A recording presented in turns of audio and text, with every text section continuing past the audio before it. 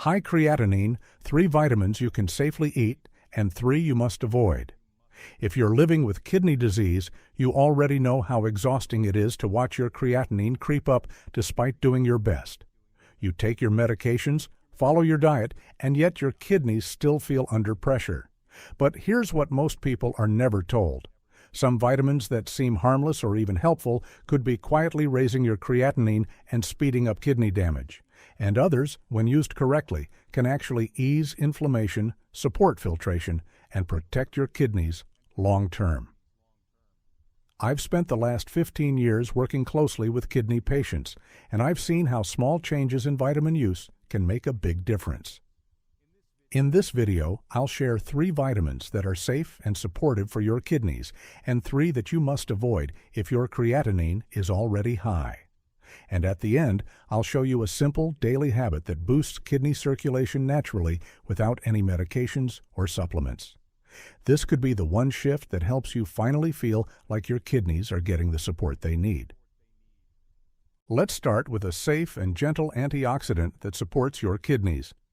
Vitamin C in controlled doses. Vitamin C in low doses is a genuine ally for kidney health. It functions as a potent antioxidant that reduces oxidative stress in kidney tissues, which is a major factor that accelerates kidney damage over time. When there is oxidative stress, free radicals attack the delicate cells of the nephrons, the tiny filtration units in your kidneys. Controlled amounts of vitamin C help neutralize those harmful free radicals and slow down that damage. But here is where it gets truly interesting.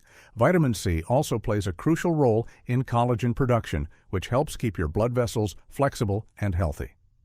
Why does this matter for your kidneys?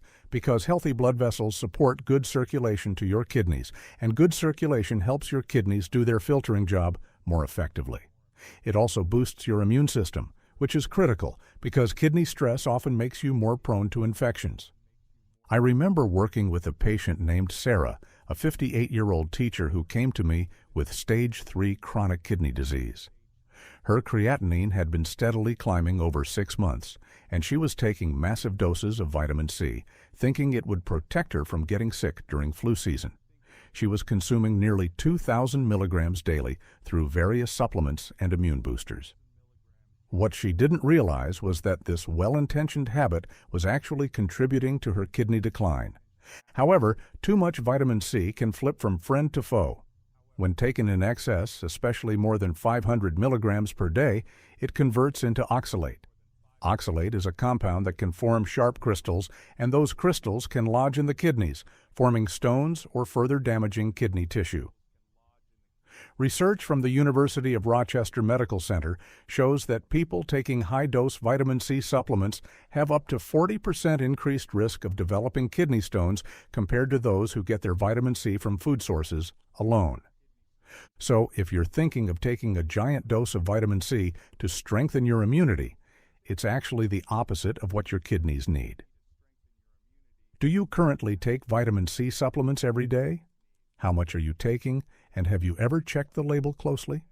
Drop a comment below and share, because it might surprise you how much is hidden in certain supplements. For kidney safety, a low daily dose of around 200 to 250 milligrams is considered safe for people who already have some kidney compromise. And here's something crucial you should know. Your body doesn't store vitamin C for long periods, so it's better to spread small doses throughout the day instead of taking one big pill. Food sources are an even better way to get it because they give you the vitamin alongside other nutrients your body can use. Just half a cup of chopped red bell peppers provides nearly 95 milligrams of vitamin C. A single medium kiwi has about 70 milligrams, and half a cup of fresh strawberries will give you around 45 milligrams. These are refreshing options that won't overload your kidneys with unnecessary sugar or potassium like orange juice often does. If you do buy a supplement, look for buffered vitamin C, like calcium ascorbate, because it is easier on the kidneys and the stomach. Avoid time-release versions or megadose powders that often sneak in 1,000 milligrams or more per serving. One common mistake I've seen patients make is thinking that because vitamin C is water-soluble, the body just flushes out whatever it doesn't need. But in kidney stress, your body cannot flush it out as efficiently, so that extra oxalate can build up quietly until it causes problems. After helping kidney patients for 15 years, I've seen low-dose vitamin C reduce markers of inflammation without increasing the risk of kidney stones when taken thoughtfully. So, keep it small, keep it spread out, and choose food first whenever you can. Next, let's talk about a vitamin that directly supports your kidney's filtration units and helps reduce the buildup of harmful compounds. That is vitamin B6. Before we move on, I'd love to know where you're watching from and what kidney health challenges you're managing right now. If you're working to lower creatinine levels and protect your kidneys naturally, make sure to subscribe to Heal You and turn on the notification bell so you never miss an update that could truly help you. And if this content is already helping you understand your kidneys better, type 1 in the comments, or 0 if it isn't quite what you needed. I want to keep improving this for you. Vitamin B6, also called pyridoxine, is essential for your kidneys in more ways than one. It helps prevent oxalate from building up in the first place, lowering your risk of kidney stones. Oxalate is a compound that naturally forms when you digest certain foods. But without enough B6, it accumulates more easily, and that accumulation stresses your kidneys further. Have you ever wondered why some people are prone to kidney stones while others aren't? One reason is often a lack of vitamin B6 in the diet. Studies from Harvard Medical School have shown that people with adequate B6 intake have up to 34% lower risk of developing calcium oxalate kidney stones. Vitamin B6 also supports protein metabolism. When you eat protein, your body breaks it down into amino acids, which are essential for muscles, hormones, and other functions. But protein metabolism also creates nitrogen waste that your kidneys have to filter. When your kidneys are already under stress, this extra work can lead to higher levels of uremic toxins in the blood. I had a patient, Robert, a 62-year-old mechanic with stage 4 chronic kidney disease, who was experiencing severe fatigue and mental fog. His nephrologist was considering starting him on more aggressive treatments, but his B6 levels were critically low. After we corrected his deficiency with careful supplementation over 3 months, his energy improved dramatically, and his uremic toxin levels decreased by 23% without any other interventions. By supporting proper metabolism, B6 helps reduce that load and keeps those toxins from building up too much. It also plays an unexpected but very important role in stress management. B6 helps your body make neurotransmitters like serotonin and dopamine, which keep your nervous system balanced. When you're under stress, your blood pressure tends to rise, and high blood pressure directly damages kidney tissue over time. So, by calming your nervous system, B6 indirectly helps your kidneys too. Isn't it fascinating how one simple vitamin touches so many pathways? For safety, most people only need about 10 to 50 milligrams per day. Taking more than 100 milligrams for a long period can cause nerve tingling or numbness, so don't overdo it. You can get small but steady amounts from everyday foods. 3 ounces of chicken breast has about half a milligram. 1 medium banana provides about 0.4 milligrams. Even half a cup of cooked spinach gives you about 0.2 milligrams. These may seem like small numbers, but when you eat a balanced diet, they add up naturally. When you buy a supplement, look for the active form called P5P or pyridoxal 5-phosphate because it's easier for your body to use. Avoid those oversized B-complex supplements that pack over 100 milligrams of B6 in one pill.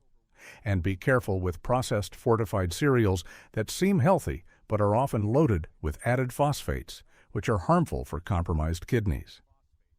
It's best to take B6 with meals that contain protein because it helps your body handle amino acids more smoothly. After working with kidney patients for many years, I've watched modest B6 intake help improve urine oxalate levels. Johns Hopkins University research has also confirmed how this vitamin can reduce oxalate-related kidney risks. So it's a small step that makes a measurable difference. Do you think you're getting enough B6 through your meals, or do you rely on supplements? Let me know your thoughts in the comments because your routine might need a small tweak. If you're finding this helpful so far, please take a second to like this video. It may seem like such a small action, but it tells YouTube this message matters and it helps heal. You reach more people who are worried about their kidney health and need clear, trustworthy guidance. If you believe others deserve this knowledge too, tap that thumbs up now so they can find it as well. Next up, let's move to a fat-soluble vitamin that protects against the bone and mineral imbalances that happen when your kidneys are under stress. That is vitamin D in carefully regulated amounts. Vitamin D is a fat-soluble vitamin that plays a vital role in keeping calcium and phosphate levels in balance. This balance is critical because when calcium and phosphate get out of control, they can deposit in soft tissues, including your kidneys, leading to calcification that further damages kidney structures. When the kidneys are already under stress, they lose their ability to regulate these minerals effectively, which can cause bone weakness and also harm blood vessels. By maintaining the right vitamin D levels, you help prevent this imbalance from escalating into more serious complications. Vitamin D also strengthens the immune system. When your immune system is weak or overreactive, it can increase chronic inflammation throughout the body, and that inflammation often targets kidney tissue. I have seen in my patients that once their vitamin D deficiency was corrected in a careful, controlled way, markers of inflammation improved and their energy levels were noticeably better. One patient, Maria, a 54-year-old nurse with stage 3 CKD, came to me with persistent fatigue and frequent respiratory infections. Her vitamin D level was critically low at 12 nanograms per milliliter. After slowly bringing her levels up to 35 nanograms per milliliter over 4 months with careful monitoring, she reported feeling like herself again for the first time in years. Have you had your vitamin D level checked recently? If you have, what was the number, and did your doctor recommend any specific changes? Drop a comment below if you want to share because many people are surprised by how common deficiency really is. Another important role of vitamin D in kidney disease is preventing secondary hyperparathyroidism. When your kidneys do not activate vitamin D properly, your parathyroid glands go into overdrive, releasing excess parathyroid hormone.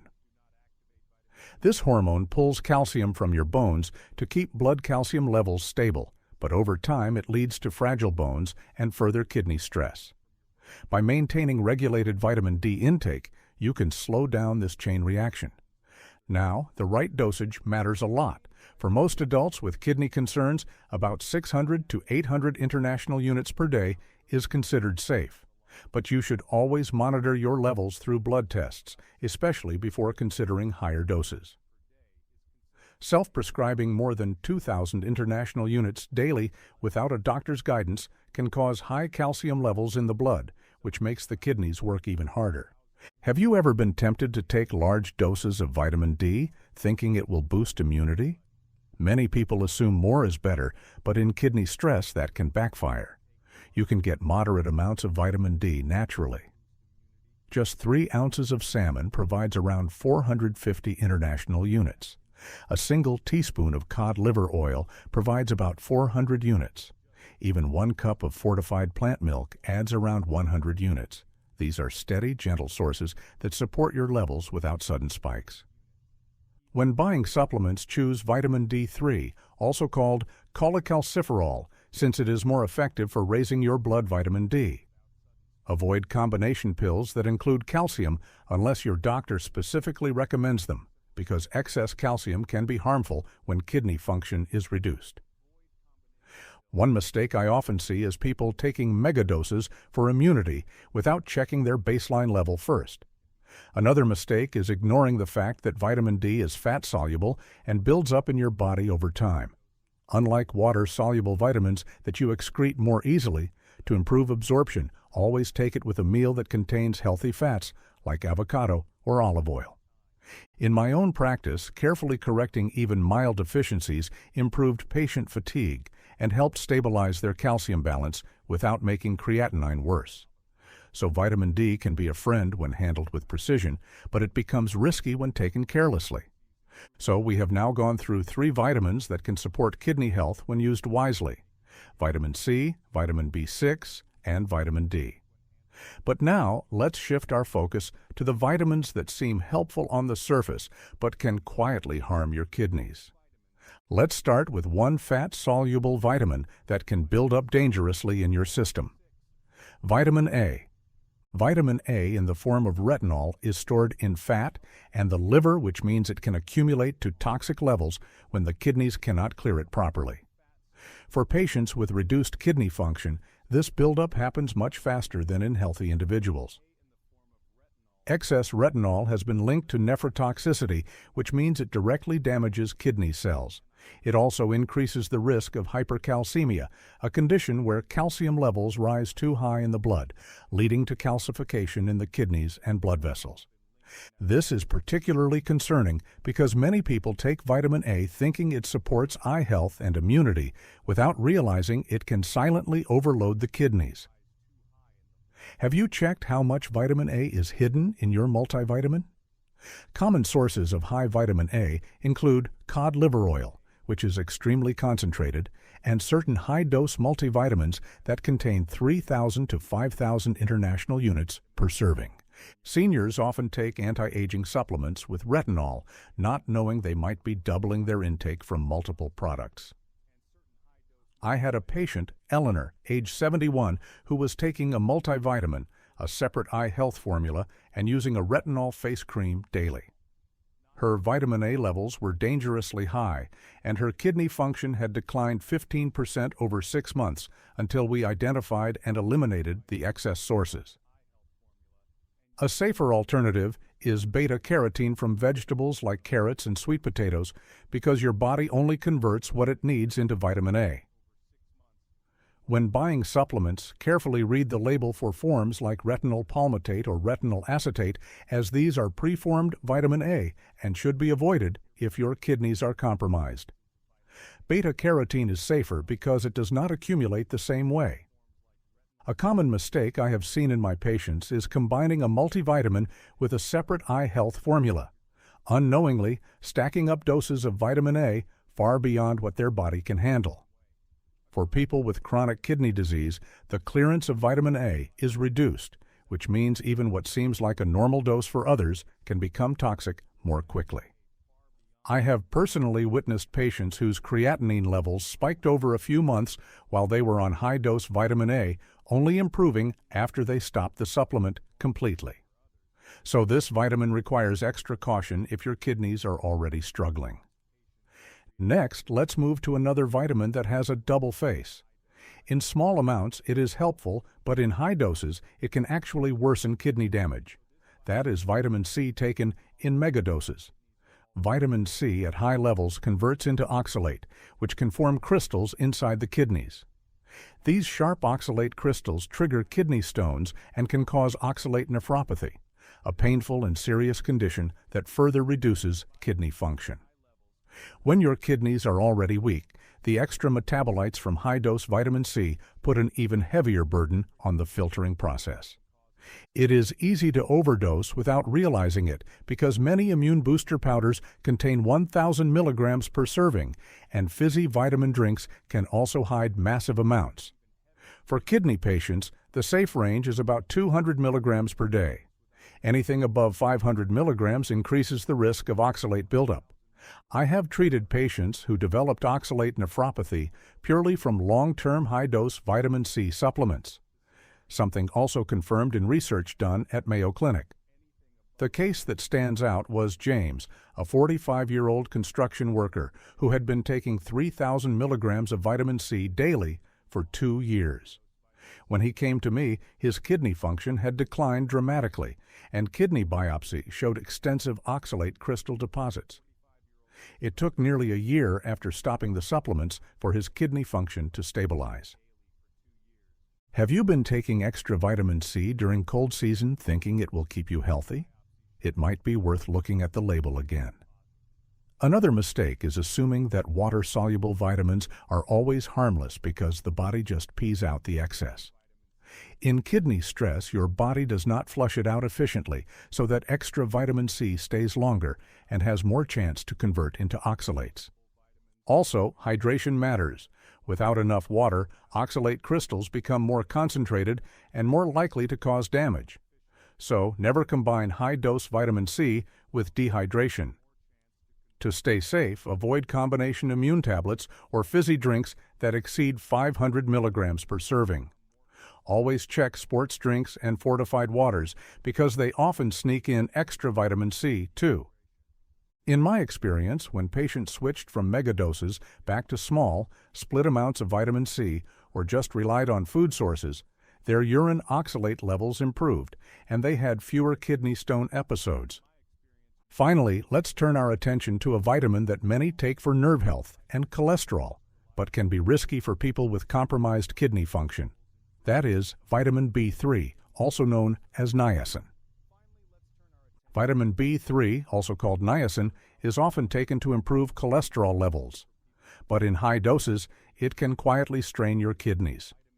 When used in pharmacological amounts for lipid control, it can worsen insulin resistance. This resistance raises blood sugar levels, and chronically elevated glucose places extra stress on already vulnerable kidneys. Healthy kidneys filter excess glucose efficiently, but when they are compromised, that extra sugar becomes toxic, damaging tiny filtering units called nephrons. Have you or someone you know taken niacin for cholesterol management? It might seem harmless, but the metabolic changes it triggers can create more hidden risks for kidney health. Niacin can also cause a well-known side effect called flushing, which is a sudden widening of blood vessels. This vasodilation affects kidney perfusion, meaning the delicate flow of blood through kidney tissue can become unstable. In sensitive patients, especially those with reduced kidney function, these fluctuations in blood flow make it harder for the kidneys to maintain their filtration balance. I have observed patients whose kidney numbers worsened shortly after beginning high-dose niacin therapy, and their decline slowed only after stopping it. Do you think the risk of flushing is just a cosmetic concern, or do you now see how it ties into deeper kidney circulation issues? Many people do not realize that niacin is hidden in everyday products. Certain energy drinks and fortified bars contain much higher amounts than what your body normally needs in a day. When you combine these with a multivitamin or a lipid control supplement, your intake can quickly escalate without you noticing. Even though dietary intake from normal food around 15 milligrams per day is safe and necessary for metabolism, taking 500 to 2,000 milligrams in supplement form enters a pharmacological range that is risky for those with kidney concerns.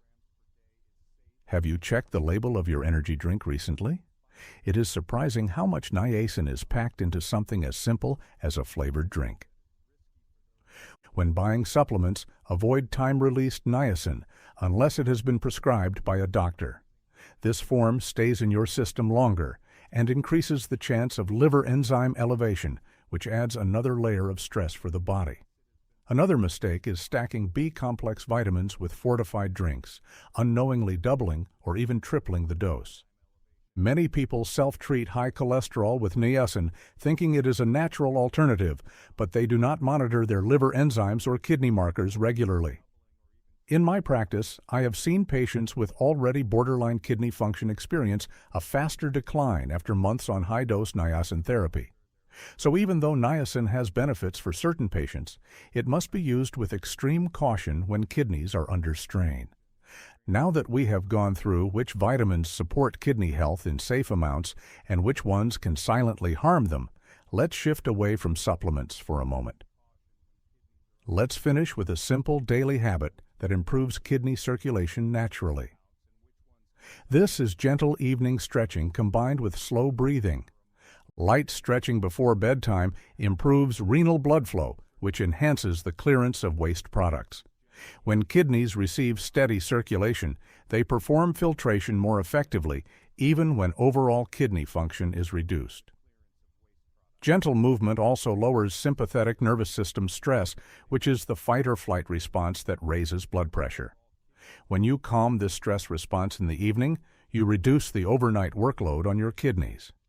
Research from Cleveland Clinic shows that light yoga combined with diaphragmatic breathing can lower kidney inflammation markers, which is a significant finding because reducing inflammation is one of the key ways to slow progression of kidney disease.